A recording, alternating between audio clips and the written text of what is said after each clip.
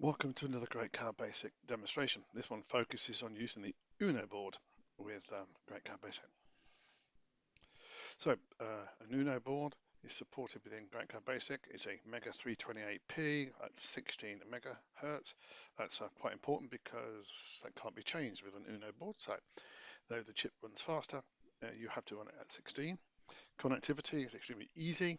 All the programming tools are installed with your installation and are fully integrated. And you have lots of example code, and lots of the pick code is also portable to the Uno. And this is the quickest way to get an LED flashing. I've got one attached. I'll show you that shortly. So as the Uno board is fully integrated, it's very simple to set up, and you can use what's a thing called GCstudio or SynWrite as your IDEs. GCstudio is a managed environment so that you get all the updates automatically. SynWrite is a static environment. You install it once and you don't get any updates. GCstudio is what I'm going to be using initially, but I will show you using SynWrite. But you can use GCstudio and SynWrite in the same environment, and they are fully managed. So use GCstudio, and I'll show you how to do that. In this video, I'm going to show you where to get the setup for GCstudio. I'm going to show you using an IDE with the Uno for GCstudio and SynWrite. It is the same experience, irrespective of what you use. Lots of demos on GitHub, and demonstrations within your installation. They're the same files in both places. The master set is always in GitHub. So let's have a look at what I've got here. I've got an Uno. It's sitting there, a bit dark, but it doesn't really matter. And we're going to flash the LED. And I've got a desktop, and I will start up GCstudio by clicking on the GCstudio icon. It might be on your desktop, and it will take you into this environment.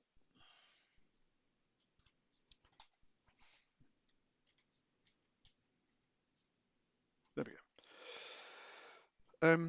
Essentially, what I'm going to do is I'm going to zoom in on this, and I'm just going to select and open a local folder, and that local folder is my demonstration folder. So it's demos, vendor boards, Arduino boards. I'm just going to select that and let it open up the IDE. Here we go. In the IDE, we get a little cow when it's settled, and all the modules are loaded. On the left-hand side, there is there's a set of files which you can see, and I'm just going to select Uno Blink, and that will load a piece of code, a program into the environment, and that's exactly what we want to do. So we're going to move this program into the Uno in a few moments. To do that, you need to either press function key F4, and that brings up a list of tasks, and you need to select Edit Programmer Preferences, or you can click on this top right-hand corner. There is a Show Task menu, and select the same thing, Edit Programmer Preferences. And what we're going to do now is zoom in on there for you so you can see it. And then we're going to set up the communications channel. And that's all we have to do to set up the relationship between the IDE and the Uno. I select the Uno, make sure it's at the top. You can drag these things around, but just put it at the top for today. Edit. And the only thing you need to change in here is the COM port. Just make sure that the COM port is correct. I have COM1, I have COM28. Well, I know that COM1 is my internal communications port, and COM28 is where my Uno is located. Press OK, and now what I've done is I've joined my IDE to the Uno. So to program it, you can press F4, and then actually it's a list, and you'll very quickly learn that if you press F5 it's the same thing, or top right hand corner, H and F says make hex and flash, which it will do now. And it down the bottom here, you can see it says executing the programming event. It's connected to it, it's downloaded it to the Uno, and it's done it. If we look out, it's now flashing. Let's just go back and do that again. But what we're going to do is change the rate to 100 milliseconds just to prove it's working. I'm going to press function key F5.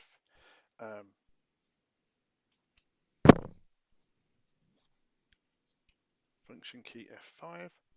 The programming event occurs. And then if I look at the LED, it is now 100 milliseconds.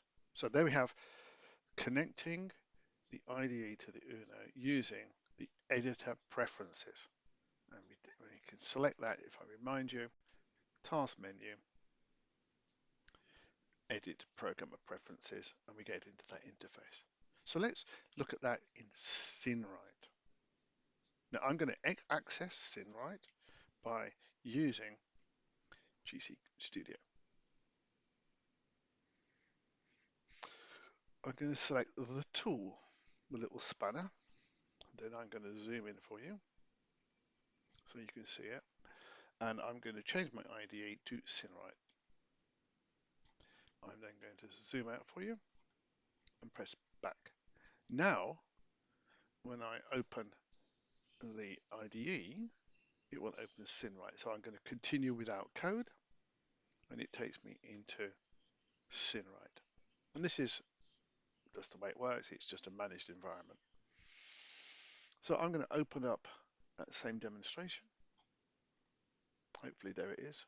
And here it is. It says 100 milliseconds is exactly where we left it before. And in here, you can select the programmer preferences by